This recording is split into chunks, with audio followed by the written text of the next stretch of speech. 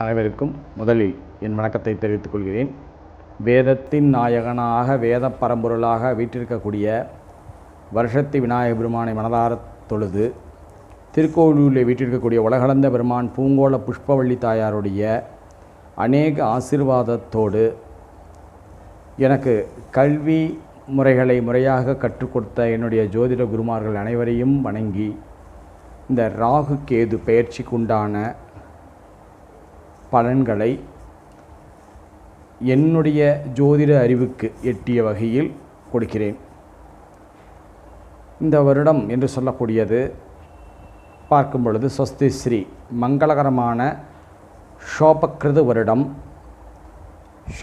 வருடம் ஐப்பசி மாதம் 13ஆம் தேதி 30/10/2023 அன்று திங்கட்கிழமை மாலை 4:40 அளவில் மேஷ ராசியிலிருந்து ராகு பகவானானவர் மீன ராசிக்கும், அதே சமயத்தில் கேது பகவானானவர் துலாம் ராசியிலிருந்து கன்னி ராசிக்கும் பெயர்ச்சி அடைகிறார்கள்.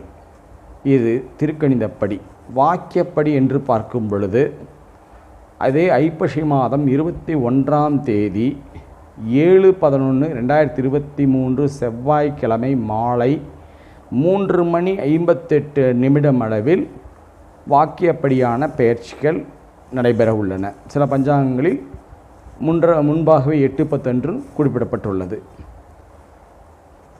இப்படி ராகு கேது பெயர்ச்சி என்று சொல்லக்கூடியது பொதுவாக ஜோதிடத்துறையில் மட்டுமல்லாது உலகியல் ஜோதிட நிலைகளிலுமே ஒரு மாற்றத்தை கொடுப்பவர்தான் ராகு கேது என்று சொல்லக்கூடிய சாயா கிரகங்கள் என்று சொல்லக்கூடிய நிழல் கிரகங்கள் என்று சொல்லக்கூடியதும், அதே சமயம் அறிவியல் விஞ்ஞான ரீதியாக XY ஆக்சிஸ் என்று சொல்லக்கூடிய கற்பனை கோடுகள் என்றும் எடுத்துக்கொள்ளலாம். அதை பற்றி இந்த நவீன ஜோதிட முறையிலும் பாரம்பரிய முறையிலும் இதற்குண்டான உலகியல் ரீதியாக, அதாவது உலகியல் ரீதியான பலன்களை ஒவ்வொரு தேசத்திற்குண்டான அட்டவணைகள் முதலில் கொடுத்துவிட்டு அதற்கு பிறகு பலனை கொடுக்கலாம் என்று இருக்கிறேன். ஏனெனில் ஒருவர் முன்கூட்டியே ஒரு விஷயங்களை சொல்லவில்லை எனில் அதனால் எவ்வளவு பெரிய விபரீதங்கள் ஆகும் இந்த ஜோதிடத்துறையில் என்பதை நிறைய விஷயங்களில் என் நண்பர்கள் மூலமாக எல்லாம் அறிந்து கொண்டேன். என் நண்பர்களும் இனி வரக்கூடிய காலகட்டங்களில் அது மாதிரியான முதல்ல இன்ட்ரொடக்ஷன் கொடுத்துட்டு பண்ணிக்கலாம் அப்படின்ற மாதிரியான முடிவுகள் எடுத்திருக்கிறோம். ஸோ இதெல்லாம் பார்த்திங்கன்னா நாங்கள் பழங்கால அடிப்படையில் எடுக்கப்பட்ட எங்களுடைய ஜோதிட ஆய்வு நூல்களில் எடுக்கப்பட்டுள்ள பகுதிகளை நாங்கள் முதல்ல குறிப்பிட்டுறோம். ஏன்னா நாங்கள் குறிப்பிடும் போதும் நீங்கள் ஜஸ்ட்டு ரிப்பீட் பண்ணி பாருங்கள். அந்தந்த இயரில் அந்தந்த பர்டிகுலர் ராகு கேது பயிற்சி இந்த ஊர்களில் என்னென்ன விளைவுகள் செஞ்சுருக்கோம் அப்படிங்கிறத நீங்கள் யூகிச்சுக்கிட்டிங்கன்னாவே ஈஸியாக உங்களுக்கு உங்கள் ஊரின் நிலைப்பாடுகளை முதல்ல நீங்கள் தெரிந்து கொள்ளலாம். அதனால் முதலில் பலன் சொல்வதற்கு முன்பு அந்தந்த இட அமைப்புகள் எவ்வாறு குறிப்பிடப்பட்டுள்ளது என்று உலகியல் ரீதியாக நாம் முதல்ல பார்த்துக்குவோம். உலகியல் ரீதியாக அப்படின்னு பார்க்கும் பொழுது மேச ராசி என்று சொல்லக்கூடியது பார்க்கும் பொழுது இங்கிலாந்து, ஜப்பான் போன்ற பகுதிகளையும், ரிஷபம் என்று சொல்லக்கூடியது அயர்லாந்து, பாரசீகம் போன்ற பகுதிகளையும், மிதனம் பெல்ஜியம், வட அமெரிக்கா, வட ஆப்பிரிக்கா போன்ற பகுதிகளையும், கடகம் சைனா, நியூசிலாந்து, ஆப்பிரிக்கா போன்ற இடங்களையும், சிம்மம் இத்தாலி, பிரான்ஸ், ருமேனியா போன்ற இடங்களிலும், கன்னி இந்தியாவின் சில பகுதிகள், துருக்கி, பிரேசில் மேற்கு, துலாம் போர்ச்சுக்கல், ஜப்பான், திபெத் போன்ற இடங்களிலும், விருட்சகம் நார்வே, அல்ஜீரியா போன்ற இடங்களிலும், தனுசு அரபு நாடுகளும் ஆஸ்திரேலியாவும், மகரம் இந்தியாவின் பல பகுதிகளும், கும்பம் ஸ்வீடன், ஜப்பான், சூடான், ரஷ்யா, மீனம் எகிப்து, போர்ச்சுக்கல் போன்ற சிலோன் என்று அழைக்கப்படக்கூடிய இலங்கை போன்ற பகுதிகளிலும் குறிப்பிடப்பட்டுள்ளது. அதே சமயம் இந்தியாவை நாம் எடுத்துக்கொள்வோம். ஏன்னா நம்ம அமெரிக்காவில் எங்கேயோ இல்லை. இந்தியாவின் பகுதிகள் என்ன அப்படின்னு பார்க்கும் பொழுது மேஷ ராசி என்று சொல்லக்கூடிய காஷ்மீர், நேபாள போன்ற பகுதிகளும், ரிஷபம் வங்கதேசம், கலிங்க தேசம் என்று பழைய காலகட்டங்களில் குறிப்பிடப்பட்டுள்ளதான் கலிங்க தேசம் என்று சொல்லக்கூடியதெல்லாம், இப்போ நவீனத்தில் அந்த ஊர் டிஸ்ட்ரிக்ஸ் எல்லாமே மாறி இருந்திருக்கலாம். ஓகே, அதுக்கேற்ற மாதிரியான உயிர்ப்பாடுகள் வரலாம். மிதுனம் என்று சொல்லக்கூடியது ராஜஸ்தான், மேற்கு ஆந்திரா போன்ற இடங்களிலும், கடகம் அப்படின்னு பார்க்கும் பொழுது கங்கை, சிந்துவெளி போன்ற இடங்களிலும், சிம்மம் இமாச்சல பிரதேஷ், மும்பை போன்ற இடங்களிலும், கன்னி கேரளத்தின் தென்பகுதிகள்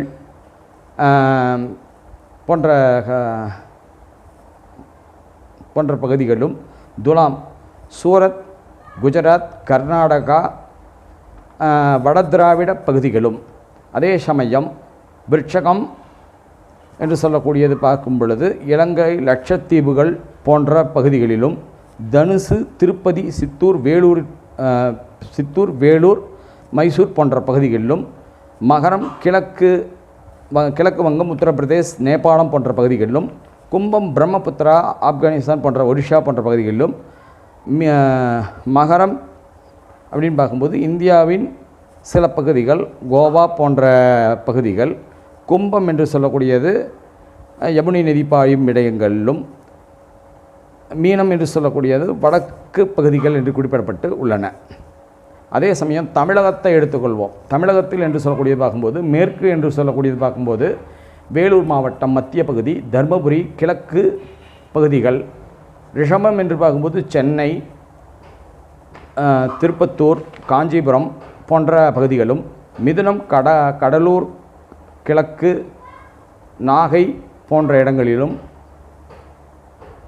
கடகம் தஞ்சையின் தெற்கு போன்ற இடங்களிலும், சிம்மம் சிவகங்கை மாவட்டத்தில் பல பகுதிகளும், கன்னி தூத்துக்குடி மாவட்டம், திருநெல்வேலி மாவட்டம் மத்திய பகுதிகளிலும், துலாம் அதே திருநெல்வேலி வடக்கு பகுதிகளிலும், விருட்சகம் தேனி மாவட்டம் வடக்கு பகுதிகளும், மேற்கு கோவை பகுதிகளிலும், அதே சமயம் தனுசு கோவையின் வடக்கு ஈரோடு பகுதிகளிலும், மகரம் நீலகிரி மாவட்டம், ஈரோடு மாவட்டம், சேலம் வடக்கு போன்ற பகுதிகளிலும், கும்பம் சேலம் தெற்கு போன்ற பகுதிகளிலும், தர்மபுரி போன்ற பகுதிகளிலும் சில பகுதிகளிலும், மீனம் மதுரை, கரூர், திருச்சி மாவட்டம், திண்டுக்கல்லில் பல பகுதிகளையும் எடுத்துக்கொள்ளலாம். இதை ஏன் முன்கூட்டியே இந்த தடவை சொல்கிறேன்னா, ஏன் முன்கூட்டியே அந்த ஜோதிடர்களும் ஒவ்வொரு கருத்துக்களை வைக்கவில்லை என்ற ஒரு பாயிண்ட்ஸ் யாரும் கொண்டு வந்துடக்கூடாதுங்கிறதுக்காக ஜோதிடத்துடைய புனிதத்தன்மை இது வந்து சயின்ஸுன்னு நிரூபிக்கப்பட்டு எங்களுடைய ப்ரொஃபஸர் KR சுப்பிரமணியம் அவர்கள் சவுத் ஆஃப்ரிக்கா போயிட்டு சவுத் கொரியா போயிட்டு அங்கே நடந்த ஜோதிடர்கள் மாநாட்டில் சயின்டிஃபிக்கான உரையை தெளிவாக படித்துட்டு வந்திருக்காரு. இது வந்து முழுக்க விஞ்ஞானம் சம்மந்தப்பட்டதாக தான் அவர் கொண்டு போயிருக்காரு. இப்போ நான் எடுத்தது எல்லாமே லாங்கிடியூட் தான் எடுத்துக்கப்பட்டிருக்க பழைய நூல்கள் இருந்து. இப்போ வந்து நிறைய மாவட்டங்கள் மாநிலங்கள் நிறைய பிரிஞ்சிருக்கலாம். ஸோ இந்த எல்லா இடத்தையும் கொஞ்சம் நோட் பண்ணி வைத்துக்கோங்க. ஸோ இந்த ராகு கேதுவுடைய பெயர்ச்சிகள் எப்படி இருக்கும் அப்படின்னு பார்க்கும் பொழுது, இவ்வளவு நாட்களாக மேச ராசி என்று மேசத்திலே இருந்து கொண்டு பல்வேறு விதமான நெருக்கடியை கொடுத்து கொண்டிருந்த ராகு பகவானானவர் தன்னுடைய பயண சுற்று வட்டாரத்தை ஆன்டி கிளாக்வைஸ், அதாவது ரிவர்ஸ் ப்ராசஸில் தான் அவங்க போவாங்க. அப்படி போகக்கூடிய இடம் அப்படி என்று பார்க்கும் பொழுது அவர் ரேவதி நட்சத்திரத்தில் பிரவேசிக்க இருக்கிறார். அதே சமயம் கேது பகவானானவர் சித்திரை நட்சத்திரம் 2ஆம் பகுதியில், அதாவது 2ஆம் பகுதி என்று சொல்லக்கூடிய கன்னி ராசியில் பயணத்தை ஆரம்பிக்கப்பட இருக்கிறார். அப்படி ஆரம்பிக்கப்படும் பொழுது ராகு இருக்கக்கூடிய வீட்டின் அதிபதி என்று சொல்லக்கூடியது பார்க்கும் பொழுது குருவின் வீடாக இருக்கிறது. குருவின் வீடு. அதே சமயம் நட்சத்திரம் என்று சொல்லக்கூடியது புதனின் நட்சத்திரம். புதனின் நட்சத்திரத்தில் சாரத்தில் ராகு தன் பயணத்தை ஆரம்பிக்கிறார். நான் ஏற்கனவே பல வீடியோக்களில் சொல்லியிருப்பேன். சிம்மம், கடகம் என்று சொல்லக்கூடியது பார்க்கும் பொழுது ஒளிரும் பகுதியின் அரசன், மகர கும்பம் அதெல்லாம் இருண்ட பகுதியின் அரசன் என்று சொல்லக்கூடியதை சொல்லுவோம். ஸோ இருண்ட பகுதிக்குள்ளே ராகு போகும்போது பலம் பொருந்தியவர் இல்லையா அப்படின்னு பார்க்கும்போது கண்டிப்பாக பலம் பொருந்தியவராக தான் இருப்பார். அதே சமயம் கேது பகவான் என்று சொல்லக்கூடியவர் புதனின் வீடான கன்னி ராசியில் பிரவேசிக்கிறார். அவர் செல்லக்கூடிய நட்சத்திர சாரம்சம் என்று சொல்லக்கூடியது செவ்வாயின் சாரத்தில் பயணத்தை மேற்கொள்கிறார். செவ்வாயின் சாரத்தில் பயணத்தை மேற்கொள்கிறார். இந்த பயணம் என்று சொல்லக்கூடியது அப்படின்னு பார்க்கும் பொழுது பொதுவாக செவ்வாய் கேது புதன் ராகு காம்பினேட் அப்படின்னு சொல்லக்கூடியது பார்த்தோம்னாவே, செவ்வாய் கேதுனாவே பெரும்பாலும் எல்லாருமே சொல்லக்கூடியது இயற்கை சீற்றம். பொதுவாக சொல்லக்கூடியது பார்க்கும் பொழுது இயற்கை சீற்றங்களை ஏற்படுத்தலாம். செவ்வாய்க்கே உண்டான காட்டு தீ பரவலாம். அதாவது வான்வெளியில் பிரச்சனைகள் ஏற்படுத்தி கொடுக்கலாம். வான்வெளியில் இருக்கக்கூடிய சோலார் மண்டலத்தில் ஆச்ச ப்ராப்ளங்களை ஏற்படுத்தி கொடுக்கலாம். விபத்து, வானவியல் விபத்துகள் ஏற்படுத்தலாம். அதே மாதிரி பார்க்கும்போது இவை உலகத்தில் அப்படின்னு பார்க்கும்பொழுது பல்வேறு விதமான நெருக்கடிகளை ஏற்படுத்தி கொடுக்கலாம். பல்வேறு விதமான பெரிய மனிதர்களுக்கு உண்டான நெருக்கடிகள் அதிகமாக மாறலாம். அதே சமயம் அப்படின்னு பார்க்கும் பொழுது நெருக்கடிகள் அதிகமாக இருப்பதும் செவ்வாய் கேது புதனுடைய இல்லத்தில் அமைவதும், செவ்வாய் கேதுன்னாவே இரத்தத்தில் கிருமிகளை கலத்தல் என்று நான் நிறைய பேருக்கு சொல்லியிருக்கேன். ஸோ புது வகையான கிருமிகளும் வரலாம். அப்படி வந்தாலும் பயப்பட வேண்டிய அவசியங்கள் இல்லை. ஏன்னா புதனுடைய மனையிலே அமையப்பெறுவதனால் புதன் மருத்துவன் என்று ஒரு பெயரும் உண்டு. அதே சமயம் ராகும் புதனுடைய நட்சத்திரத்தில் தான் பயணிக்கிறாங்க. அதனால் உடனடியாக மருந்துகளை கண்டுபிடித்து அதை உடனடியாக சீர் செய்யக்கூடிய தன்மைகள் இந்த வருடங்கள் இந்த ராகு கேது பயிற்சிகளில் கண்டிப்பாக உள்ளன. அதே சமயம் அப்படின்னு பார்க்கும்போது உலக நாடுகளில் பெரிய தலைவர்களுக்கு நெருக்கடியான பிரச்சனைகள் ஏற்படுத்தலாம். ஆன்மீக தலைவர்களுக்கு எதிர்பாராத விதத்தில் ஒரு பிரச்சனைகள் வரலாம். அதே மாதிரி பார்க்கும் பொழுது சொல்ல வேண்டியது இல்லை. இப்போ இன்றைக்கி இருக்கக்கூடிய கலாச்சாரங்களில் மத கோட்பாடுகள் என்று சொல்லக்கூடியது கொஞ்சம், ஏன்னா குரு ராகு இணைவு, அதுவும் மீனத்தில் குரு ராகு இணைவு என்று சொல்லக்கூடியது, குரு உடைய இல்லம் என்று சொல்லக்கூடிய மீன ராசி, காலப்புருஷ தத்துவத்தில் 12ஆம் ராசி என்று சொல்லக்கூடிய மோட்ச ராசியிலே ராகு பயணிக்கும் பொழுது கொஞ்சம் ஆன்மீக தலைவர்களுக்கு நெருக்கடிகளை கொடுக்கலாம். ஆன்மீகங்களில் ஒரு நாத்திகமான பேச்சுக்கள் மாதிரியான ஒரு சங்கடங்களை எதிர்கொள்ளக்கூடிய சூழல்கள் ஏற்படுத்தலாம். யாரும் எதிர்பார்க்காத வகையில் திடீரென்ற மாற்றங்கள் நிகழலாம். அதே மாதிரி பார்க்கும் பொழுது இந்தியாவின் அமைப்பு எப்படி இருக்கும் அப்படின்னு பார்க்கும்போது, இந்தியாவில் பார்க்கும்போது இயற்கை அமைப்புகள் கொஞ்சம் காட்டு தீ இது மாதிரி இருக்கக்கூடியது கொஞ்சம் அதிகமான அளவுக்கு பரவலாம். எதிர்பார்த்த நேரத்தில் எதிர்பார்க்காத காலகட்டங்களில் மழை புயல் வெள்ளம் ஏற்படுத்தலாம். எதிர்பார்க்கக்கூடிய நேரங்களில் கொஞ்சம் பொய்க்கலாம். அதே மாதிரி பார்க்கும் பொழுது பத்திரிகை துறை, ஊடகத்துறை இது மாதிரி இருக்கக்கூடிய துறையில் இருப்பவர்களுக்கு சற்று ரிவேஸான காலமாக ஏற்படுத்தும். அவங்க ஏதாச்சும் தெரியாதத்தனமாக ஒரு நியூஸ் ஏதாச்சும் ஒன்று பண்ணி விட்டாங்கன்னா பெரிய இஷ்யூ ஆகிறதுக்கான வாய்ப்புகள் உண்டு. பத்திரிகை துறை இது மாதிரி இருக்கக்கூடியவங்களுக்கு கொஞ்சம் கவனமாக இருக்கணும். தொழில் புதிதாக தொடங்குபவர்கள் தங்களுடைய ஜனன ஜாதகத்தை நன்கு ஆராய்ந்து பார்த்துவிட்டு தொழில் தொடங்குவது உத்தமத்தை ஏற்படுத்தி கொடுக்கும். அதே சமயம் அப்படின்னு பார்க்கும்போது பெரிய தலைவர்களுக்கு பிரச்சனைகள் ஏற்பட்டாலும் அதை சமாளித்து கொள்ளக்கூடிய அளவுக்கு நிலைப்பாடுகள் உள்ளன. அதே சமயம் முதல்ல ஒரு குறிப்பிட்ட இது சொன்னேன், ஒரு கிருமிகள் ஏதாச்சும் தோண்டினாலும் சரி, எது பண்ணாலும் சரி, இந்தியாவின் மூலமாக சமாளிக்க தரக்கூடிய திறன் உண்டு. அதே சமயம் இந்தியாவினுடைய அமைப்பின்படி பார்க்கும்பொழுது வானவியல் துறையில் ஏற்கனவே அவங்க சாதனைகள் நிறைய படைத்திருக்காங்க. அந்த சாதனைகளில் இன்னும் மேற்கொண்டு பல சாதனைகள் படைப்பதற்கான காலகட்டங்களும் உள்ளன.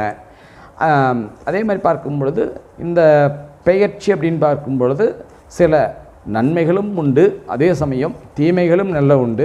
அதே சமயம் ஒவ்வொருவருக்கும் உண்டான அந்த ஆன்மீக அவரவருடைய குல சம்பிரதாய வழிபாடுகளை செய்து வருவதும், அதே சமயப்பட்ட சமய சடங்குகளில் அவரவர் சமய சடங்குகளில் ஒற்றுமையோடு வாழ்வதோ, இந்த மதம் பெரிதா அந்த மதம் பெரிதா என்ற விவாதங்களை தவிர்த்துவிட்டு எல்லோரும் சகோதரத்துவம் என்ற அடிப்படையில் இருப்பதே மானுட தர்மத்தை காக்கக்கூடியதாக இருக்கும். புரியுதுங்க? இதை முடிஞ்ச அளவுக்கு அடுத்தடுத்த என்னுடைய வீடியோக்களில் இது மாதிரியான புதிய அப்டேட்டோட நிறைய நான் கற்றுக்கொண்டது என்னோட வேஸ்ட் ஆகக்கூடாது. என்னால் முடிந்த அளவுக்கு என்னுடைய நாலேஜுக்கு உண்டான அனைத்துக்களையும் உங்களுக்கு கொடுக்கலான் இருக்கேன். இன்றைக்கி நான் சும்மா ஒரு இன்ட்ரொடக்ஷன் மட்டும்தான் கொடுத்துருக்கேன். இது பலன்கள் நான் முழுசாக எடுத்துக்கு வர கிடையாது. இது எந்த முதல்ல ஏன் சொன்னேன்னா, பல பேர் விவாத மேடைகளில் சில அசிங்கப்படுத்துவது, அதை அநாகரிகப்படுத்துவதெல்லாம் யாராக இருந்தாலும் அந்த மாதிரி துறையில் பணிபுரிபவர்களுக்கு கொஞ்சம் சங்கடமாக தான் இருக்கும். படித்து இருக்கக்கூடிய நிறைய பெயர் என்று பார்க்கும்போது யூடியூப் சேனல் எதுவுமே இல்லாமல் நாங்கள் இருந்தக்கூடிய காலகட்டங்கள் ஏற்கனவே கணித்து சொன்னபோது எல்லாமே நிறைய பேர் சிரிச்சுக்கிட்டே போனவங்களாம் இருக்காங்க. ஸோ எங்களால் முடிஞ்ச அளவுக்கு அவுட்புட் இந்த இனிமேட்டு காலகட்டங்களில் கொடுக்கலாம் என்று ஒரு பாடங்களையும் கற்றுக்கொண்டோம்.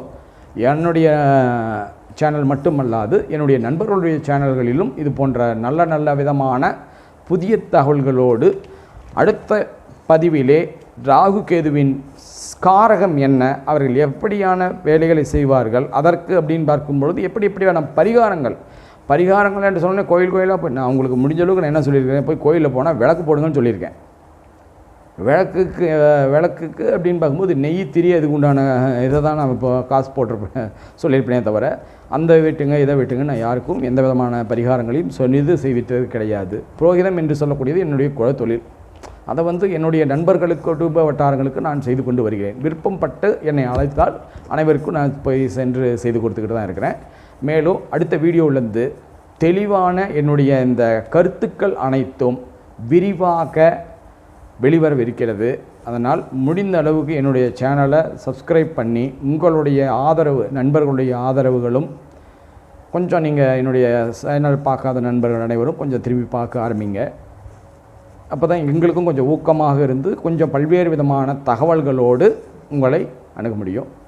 மேலும் அடுத்த வீடியோ மேஷராசியிலிருந்தோ அதே சமயம் ராகு கேதுவுடைய அடிப்படைகளிலிருந்தும் ஆரம்பிக்கலான் இருக்கேன்.